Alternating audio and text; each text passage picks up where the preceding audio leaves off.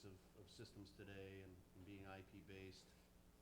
But it's very complex. It takes a lot of management to be able to pull it off and keep it consistent. And early projects didn't necessarily have that discipline.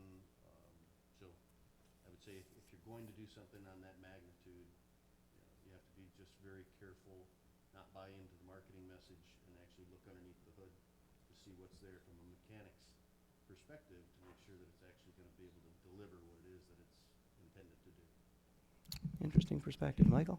He owns it. So Dan Gilbert owns it. So he's got 80 buildings and a $1.5 billion investment downtown. I happen to believe that it's a wise thing to do.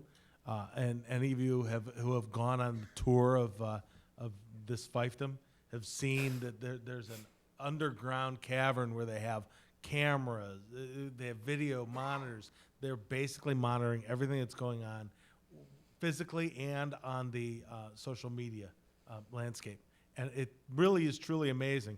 I mean, they've got a brand to keep up. They've got buildings they've got to keep up. And one thing happens downtown, somebody gets killed, there's a fight down there, and that could ruin almost everything he's got. So kudos to him. More power to him. He's got cameras down there. I feel safer going down there all the time. Nice.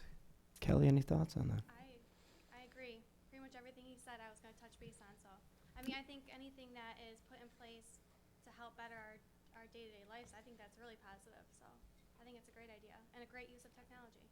Yeah, as a company, Farberman Group's seen the benefits of the cameras downtown. We have.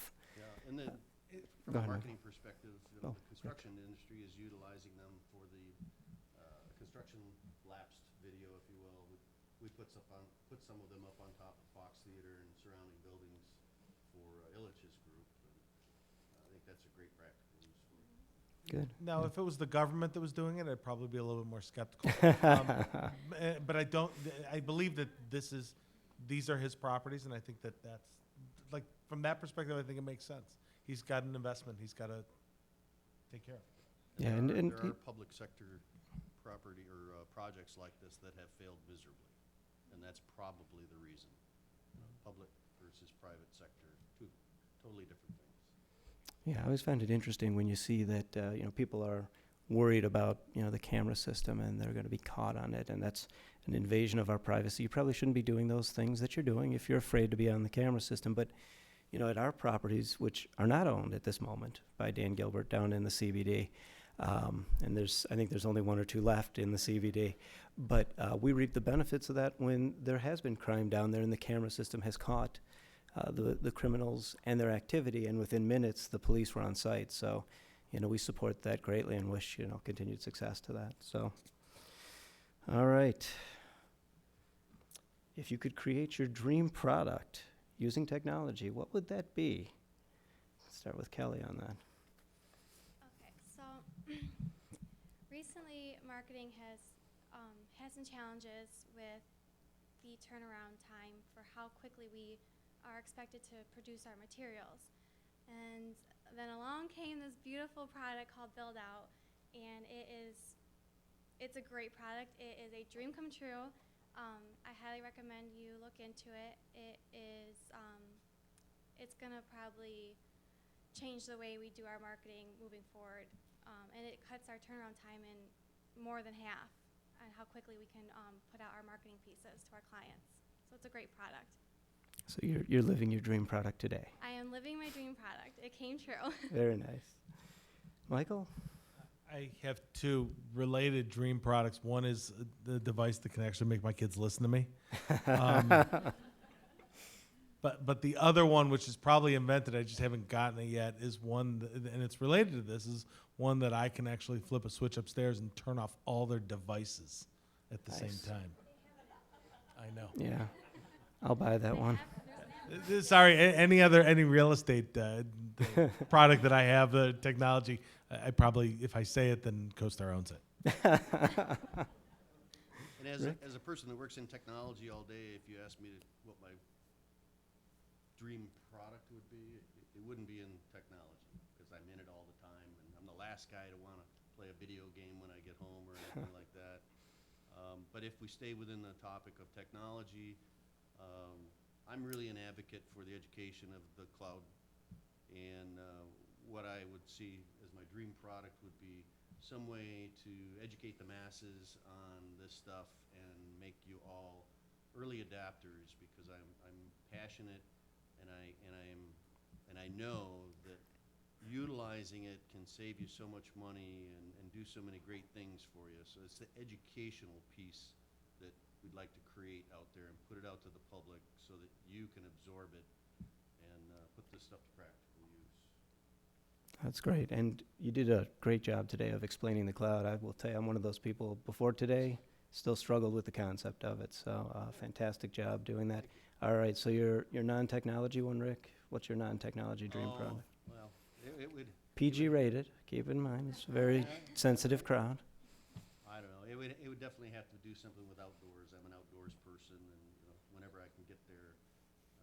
So if I could create a product that would give me and you all the ability to enjoy more of that, it would be related to that. All right, we'll catch up on that later today. Emily, do I have time for one more question for our people? All right. No, not that one. You're not getting off that easy. All right, so we hear all the time, and Rick mentioned it earlier about data breaches. Is there ever truly a way that we can fully secure our data? And we'll start with Rick. Absolutely. I mentioned it earlier today in the presentation, the word encryption. It's the premier and pretty much only basis way that you're going to know that your data is secure. And I mentioned the private and public encryption. I mean, you always want to lean towards the private encryption where you're the only holder of the key. And then, of course, you still have the potential breach from inside, because if you've given that key to your active employees in order for them to do their day-to-day business, then there's always the potential that they've been careless and someone has gotten that information through a keylogger or left it on their keyboard or transferred or transmitted it in some way where it's been given up. But that's about the best thing you can ever do whenever you're dealing with your data in any way, shape, or form, is just to make sure that it's encrypted. It's just so easy for people, hackers, kids, your teenagers, I assure you they know how to do this, can go out and intercept messages off the internet that are being transmitted publicly and read them.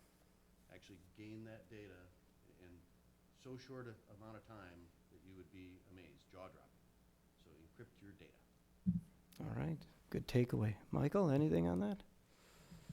Well, since we're in the business of data collection, we're also in the business of data protection. So we actually have a number of people. In fact, I think a half a floor of our headquarters is devoted just towards piracy and trying to get people to not steal our data.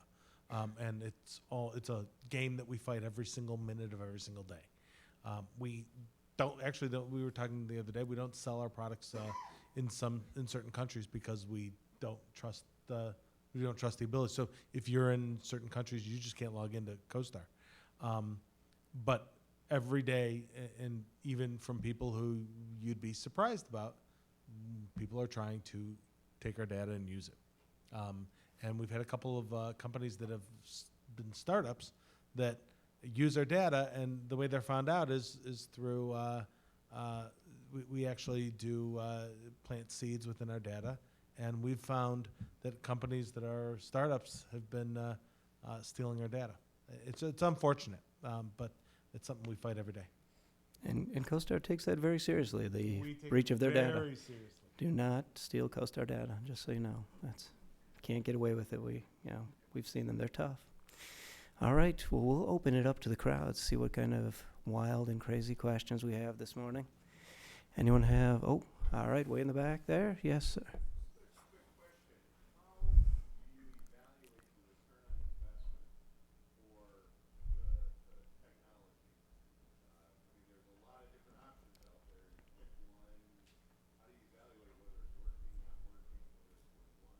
Well, there's a lot of different deltas, and it depends on the industry and what we're using, obviously, to solve the problem. That's why we have to have that discussion with the stakeholders in the business. and determine what it is that we're trying to solve or what we're trying to improve, or what expenses we're trying to lower, because those have to be the other side of the equation.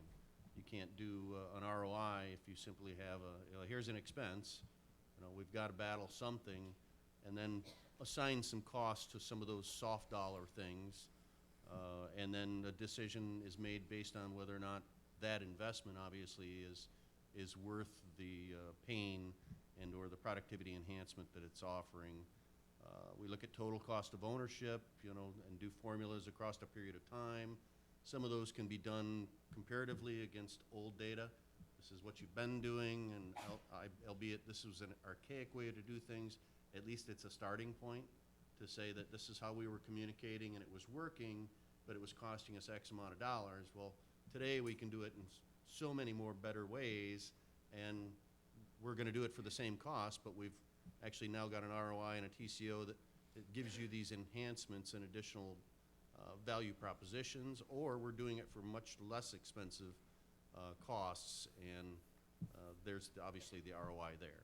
So each one is a unique situation, but that proposition is definitely what we use for the basis of all of our decisions, recommendations, and ultimately should be for the business owner. All right, anyone else with a comment on that? Is a good question. Yes, sir? Probably a better question for Kelly or talk about the importance of your workers and your employees being able to buy into the fact that you're bringing this new technology in. I'm in sales, and I've seen sales guys who've been in the business for 30 years, and then the company introduces new technology. Either the salesperson fails because they just can't adapt to what's been introduced, or the company considers what they bought in a failure because they don't have the buy-in of the employees. So talk about the importance of the information or the new technology you're going to bring in. What do you do to bring the employees along to catch it? Everybody's not a techie person. So we have a lot of great staff who can participate and help in training and implement these new technologies. The marketing department helps implement them in training, training brokers, training other staff, property managers. We also have a great IT department that helps implement these new technologies. And really the focus is to better service our clients. It's not as if, the salespeople aren't, doing what they're supposed to be doing. It's just another tool to help better the service for our clients and their experience with us as a company. See, I've sold to a lot of organizations that have salespeople, and we run across that same issue all the time. It's and I'm not meaning this to be bad, but it's the old timers who say, you know what, my way of writing down all this stuff and putting it in a Rolodex, that's worked for me for years, and it's going to continue working. In a lot of cases, it does. What I try to do in those situations is I try to find champions who are younger and more technologically geared. And those people, once they start getting success, you find that people start turning. So, like, especially in the brokerage world, and I remember because NAF Farben happens to have a great mix of young and older. And it is amazing that when one of the older gentlemen who's been a broker for many, many years, and he's old school to the core, when he sees someone else having success, he wants that success. You probably know what I'm talking about. We won't name names. Jumps at that opportunity, and he wants to know. And he's still the pencil to Rolodex guy. So you just have to get the younger people to get success, and I think that helps everything. If I could say one more thing, we experience that often every time we roll out these new gadgets. And it does. It's like a catch-on kind of thing. If they see it's working and there's a benefit there, there might be a little lag or even a little bit of an intimidation, but we do have younger employees who will step in and train, and once they see that it's a success, they're on board. If I could, Of course. you talk about the younger employees, but we're talking also what Lee Nichols about. Nichols, they're huge on technology. They bring in our new CRMs and the information that's available to a salesperson now as opposed to back in the day. It's just incredible. But we've also found, yes,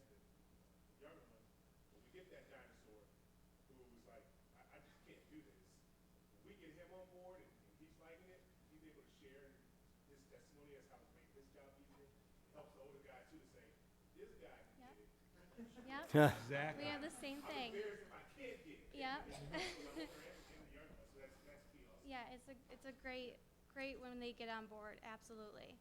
And if I could add one more thing, you know, as a project management professional myself, the first thing you do is you get a business charter on any project, and that means buy-in at the top. All right, buy-in at the top, and then deployment technologies using train the trainer or whatever it is that you use. You pick people from multiple cultures and/or experiences throughout your company, and then they start adapting and training each other. But the buy-in at the top with a charter that is disseminated in the very beginning that this is we are going to do this project is key to me. Yeah, I think, the other thing is no matter what you do, you will always have someone who's either not skilled in technology or a technophobe. We have a broker, actually a few they truly do not like to use technology. They're some of our biggest producers still, so we try to get their buy-in, we try to train them. We also bring in staff that supports them when they can't figure out the technology, so it's a useful tool to them. But if you're a broker and you're producing and you refuse to, utilize anything, you still have that stack of paper that Michael talked about and black skyed on your desk from 1985 or whatever it was. We hate to mess with success. So, anyone else? Any big hard-hitting questions? Oh, yes. So you talked a lot about like data encryption and of your own data, but you still got to deal with the world. So how do you deal with everyone else? If you're a B2B company, it's somewhat easier because you're dealing with the same people all the time. When you're dealing with the whole world, how do you deal with everyone coming at you? Sure. How does that help? Well, good malware and virus protection obviously is the basis of everything. That changes every day. He's more specifically like ransomware. I mean, they're very clever on this ransomware, and the email comes into your company. It looks like a business email. You have a not so savvy user who clicks Yeah. on it. Even with the best malware, they are changing those viruses daily. If you look at like the various, Symantec or McAfee sites, you'll see how many reports and threats that they have Sure. on a daily basis. I mean, how do you keep on top of that? Because you have your malware, you have your antivirus, but then you have, I'm going to use this term loosely, an unsophisticated user who gets something that says it's from JP Morgan Chase, but the E is off of Chase, and it says, click on this to get your, I mean, we've all seen it, we all Right. know what a clock on. And that unsophisticated user opens that file and poof, you got a crisis in your IT department. Well, you got a twofold solution. I mean, number one, it's education. You educate your people that you don't click on these links, you don't respond to something that you don't know is already coming into you. But at the edge of your network, you can also utilize unified threat management at the firewall to block a number of those things. There are reporting databases out in the world that your firewall can actually look at and say, hey, do you know that this is a bad guy? Yeah, I know it's a bad guy. Block it. It's never even getting through. You can do the same thing from a web content perspective. And those databases are just like the virus and malware databases that are out there, are updated as fast as they can possibly update them. So unified threat management is a typical way to knock it down at the edge of your network so it never gets in. And then once it's in, education to the people to let them know that these are things to look for and common ways for people to get keybloggers and ransomware. John, I really, they can change, they're paid to change those. Those hackers are paid. They're faster, I think, personally, in my opinion, what I've seen, they're faster than the antivirus. Yeah, the antivirus, you're right. The unified threat management that's on the firewall, that's talking to a database that's out there, and the Symantec's of the world and all the other cyber crime people of the world are contributing to these databases to let people know as fast as they can. And you're right, the hacker will always be proactively just a small bit ahead of the people that actually find it and then list it so that it can then be blocked. But that's the best that you can do today. Yeah, 'cause I know when we get them, and we've instructed all of our staff that if you do see anything that is spam or whatever, you have to notify, our company. You have to forward it on. And as far as the ransomware, I mean, if you're speaking from an IT perspective, You want to make sure that all of your servers and every device that you possibly can has a system restore point that's constantly being marked, because the reversal of ransomware is just that. Let's go back to a system point in time before I got it, and now I'm unlocked, and then I just wanted, to say you never, or that you can stop it all, I don't think you can. Oh, no, human behavior, they prey on social behaviors and human behavior, and they'll always find a way to get it out there. So education is one of the biggest things. Does my mother-in-law work for you? Because she clicks on those all the time. How large is your company, if you don't mind me asking? How many staff, employees?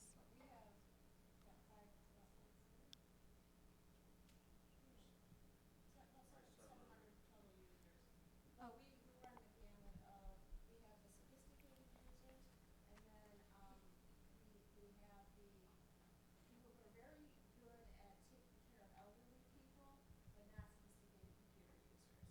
So and that tends to be where these things come in, is they're not savvy. Right, so the But they're very good at educational. their jobs, so like they were talking about. Yeah. At the end of the day, it's, the criminal's job is to commit crimes and find new ways to do that. And, there's no way to stop that 100%. We have, great people in the industry whose job it is to stop that. And, but for every issue you solve, there'll be two more that someone creates. So it keeps both the criminals and the good guys in business. So we're all right. I think we are out of time. I'm told wrap it up. Stop talking so much. That was the signal for that. Obviously your dollars at BOMA go far. We have CoStar has been kind enough to bring a fleet of vehicles that will take you to the CoStar plane this morning. And is that right or no? Oh, that's next session. With selfies from the camera. Selfies. That's right. Thank you all very much. Thanks to our panelists and to BOMA, a world-class organization. Proud to be a part of it. Thank you.